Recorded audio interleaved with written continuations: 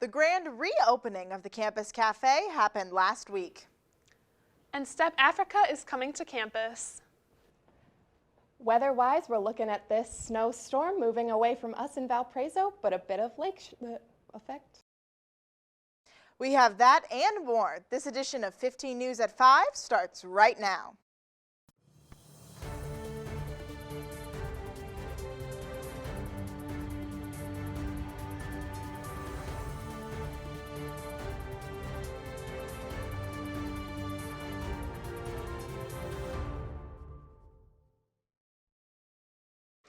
Thank you for joining us on 15 News at 5. I'm Alexa Minton.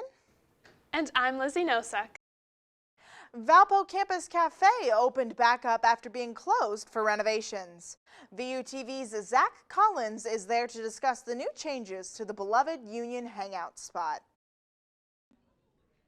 Students across campus have a lot to talk about here, and recently a new thing to talk about is the new cafe, the Bell and the Beacon. Students across campus are very excited for this new opportunity and this new cafe here, but a fresh coat of paint and a new renovation isn't the only thing that has students talking. Alcohol will be introduced to Valpo's historically dry campus through special events at BB's in the Union. While not a technical bar, this new sport lounge has created quite the buzz. Alcohol has been permitted on campus for a very long time, so when alcohol was introduced here, it was a very big shock to most. BB's will be hosting a variety of events this spring semester, all of which can show off the sports-focused vibe. With the entire renovations we have with the new Bell and Beacon, we're trying to think of this as a new hangout spot, a nice little thing for everyone to kind of come together. You're able to have kind of like new food items and new beverage items as well. It kind of has the same feel as it is before, but now we have the more openness for it. So we're really excited to finally have this all out, just to be able to have you guys have a good time here and stop by when you can, you know, feel nice and comfortable when you come by. We're very friendly around here. You will feel at home, and we just want you to relax, do your studies, you know, visit with your friends, and just enjoy it. You know, that's the whole idea. So bring your friends, come on down, study, get some food. It's always fresh, it's very good, and we're open until 10 o'clock. Yep, 10 o'clock every day, Monday through Friday, or even the weekends as well, actually. Yeah. Union staff hopes that this is a place where students can have fun safely on campus and have a great time. For 15 News, I'm Zach Collins. Back to you, Alexa. Be sure to check out a full list of BB's events on the wall by their entrance in the Union. Step Africa, a professional company centered around the tradition of stepping, is performing at Valparaiso University tonight at 7 p.m. in the Hare Union Ballrooms. Step Africa blends traditional percussive dances practiced by historically African-American fraternities and sororities, traditional African dances, and an array of contemporary dances. The art of dance alone is not what Step Africa offers. They present a performance enriched with storytelling, audience participation, and humor. Their performances are a cultural, artistic experience with a heavy emphasis on education about cross-cultural understanding, academic achievement, and teamwork all through stepping. Step Africa has received a multitude of honors such as the Outstanding Contribution to Arts Education, Innovation in the Arts, and Excellence in an Artistic Discipline. Don't miss your opportunity to experience these masters of their craft right here at Valparaiso after the show. The Valparaiso University Student Senate announced to students last Tuesday of many new seats opening. Currently, they're looking at one for an at-large general senator, one College of Arts and Sciences senator, one College of Business senator, one College of Engineering senator, one junior senator, one transfer senator, and finally one webmaster. As a student senator, you would recognize and allocate to student organizations and bring students' concerns to the attention of the administration, and take action to resolve these concerns. Eligibility requirements, duties and responsibilities, benefits, and more can be found in the governance documents. Students with questions or who are interested in applying can email the Senate Screening Committee at senate.screening@valpo.edu. The deadline to the email committee is this Friday, February 4th, 2022. The Career Center will be hosting an etiquette meal on Wednesday, February 19th in the Christopher Center Community Room. Patricia Cook will be coaching the dinner. The dinner will feature a 21 and over networking event from 5:30 to 6, with the etiquette portion of the dinner for all ages following from 6:15 to 8:30. Dinner and dessert are complimentary. The time has already passed to register, but if you have any questions, contact the Career Center. There is now a new process to submit print jobs to Valpo's campus print shop, DesignWorks. DesignWorks has recently upgraded its printing equipment, which will enhance production quality and printing capabilities. There is a new DesignWorks order form to complete, and all new orders will be accepted using this system. DesignWorks can produce high-quality print jobs such as programs, brochures, flyers, large format posters, cardstock, banners, and etc. If you have any questions regarding your print job, contact DesignWorks at designworks@valpo.edu or call at 219-464-5209. This week's poll is out. What is the best way to spend a snow day?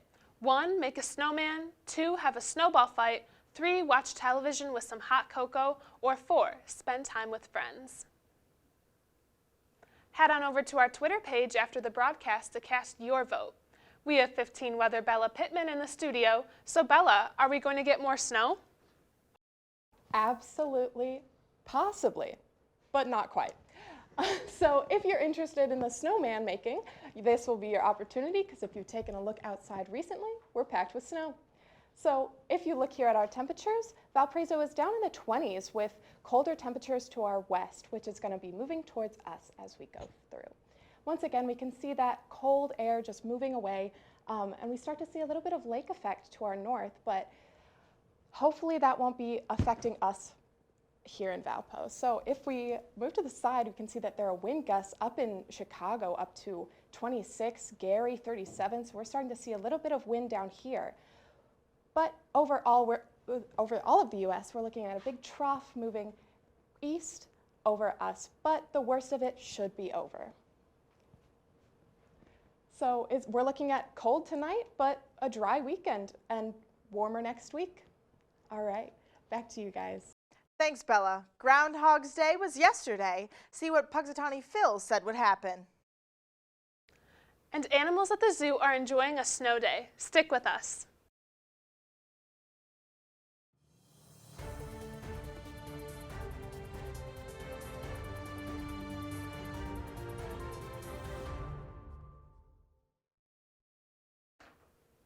We had better get used to the cold. Punxsutawney Phil emerged from his burrow Wednesday to see his shadow. That means 6 more weeks of winter. Every February 2nd, Americans wait with bated breath for the Pennsylvania groundhog's prognostication. According to Phil's website, he's been predicting the season since 1887. Legend has it, if he sees his shadow, we can expect cold temps to continue. If he doesn't, an early spring is on the way. The National Centers for Environmental Information doesn't give Phil a passing grade for accuracy, saying over the past 10 years he's only been right 40% of the time.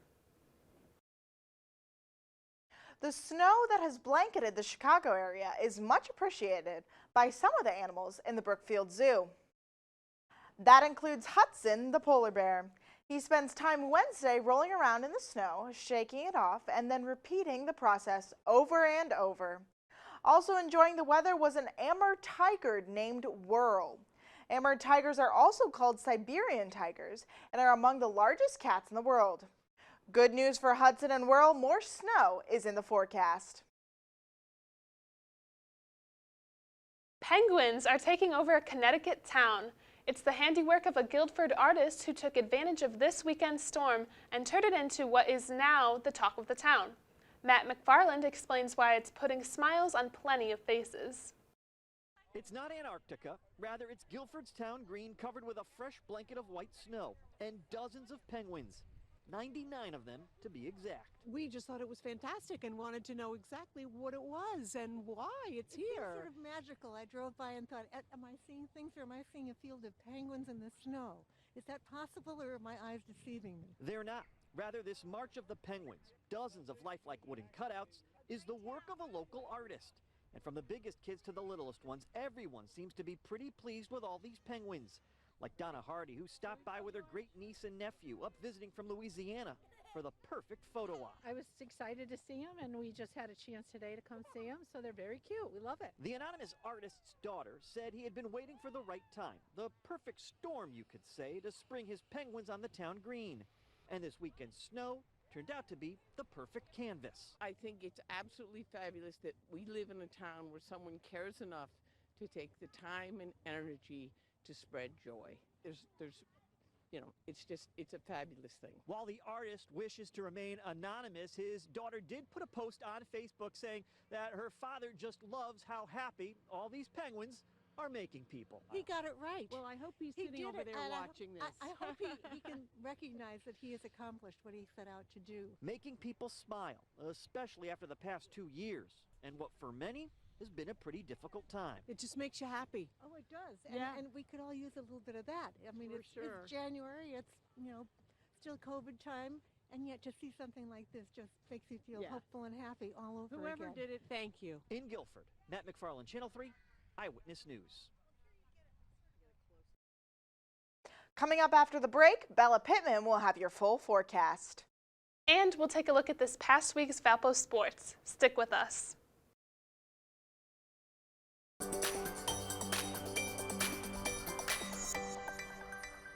Like I mentioned earlier, we're going to be looking at a bit of a drier weekend with warm coming in next week, and that is right because that trough we saw in the whole U.S. map has moved right past us with a cold front to our east. So we're going to be looking at some drier stuff, but if we take a look at our live camera, we can see that the sky is just covered with these overcast clouds that just took the place of all that snow. So no sun yet, but great packing snow.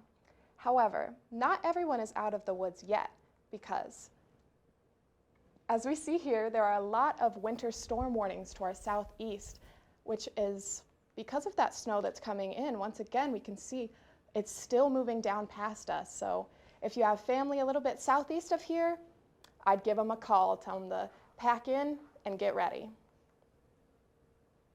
Taking a look at our future radar, I'll get out of the way so you can see that we're looking at a bit of haze and cloudiness, but really it's going to start to clear up on the snow side. We're going to start to hopefully see less snow building up as we go, and we can see it's going to go all around us, but whatever higher power you believe in is helping us right here. We're going to see less snow, drier temps. Great. As far as temperature goes, we can see to our west it's starting to warm up a little bit. We're staying easy in the 20s right now, but hopefully we're going to see that lift in the coming weeks. As far as wind chill goes, we're seeing pretty low temperatures, or at least it feels like it when you walk outside. So just because you see at 20 degrees, don't think that's warm. Bundle up before you go out because we're looking at cold, cold wind chills. Now, nationwide, we can see our temperatures are over the board pretty low in the center where the trough is feeling out, but over in California, we can see that they're up in the 60s. Wish that was us, but sadly, we're over here in the 20s and maybe a little bit colder as this moves over us, but eventually it'll start to warm up. Future temperatures show that would just about happen. We're seeing it go down quite a bit, a little bit colder in Valparaiso, but we're starting to see a little warmth in Gary, but dropping down pretty much everywhere else. So wind gusts wise, we're seeing quite a bit of wind up in Chicago and Gary area and a little bit in Valparaiso, but hopefully that'll just breeze right past us. Thanks. Back to everybody. Thanks, Bella. After the break, we'll have a recap of this past week's sports.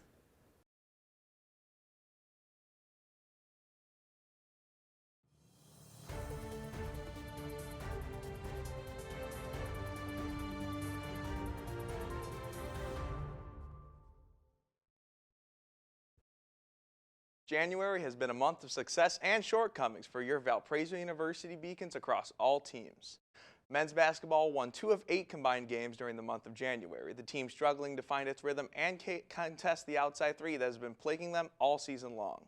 The loss of veteran guard Trevor Anderson due to a persistent back injury dealt a harsh blow to the already young Beacon basketball team, who rely on their older players to establish cadence during the game. However, the team still has half of their conference season to look forward to, and glimmers of hope continue to shine. Coming off their last 3 games with 2 wins, Ben Krikke put up a 20-point, 9-rebound effort in Valpo's most recent game against the Southern Illinois University Salukis. Without big man Thomas Kithier, the Beacons are still finding ways to get into the paint and score off of second chances, something they desperately have needed all season. Coming up on Saturday, February 6th, the Beacons will be taking on the Indiana State Sycamores and looking to sweep them in the regular season. Valpo Track and Field made their presence known this past Friday at the Bill Klinger Classic in Allendale, Michigan. Sophomore Tristan Malatlian won the men's pole vault event by posting the second-best indoor pole vault in the program's history at a 4.80-meter vault. Sophomores Mackenzie Patton and Tori Gerhardt also reached new personal bests in the women's weight throw event with a 14.84-meter throw and a 14.45 throw to respectively help the Beacons secure top spots at the meet. In other news, the Missouri Valley Conference was quick to fill the void left by the departing Loyola of Chicago men's basketball program. With the Ramblers joining the Atlantic 10 Conference, the MVC welcomed the Belmont Bruins, the Murray State Racers, and the UIC Flames to the Valley.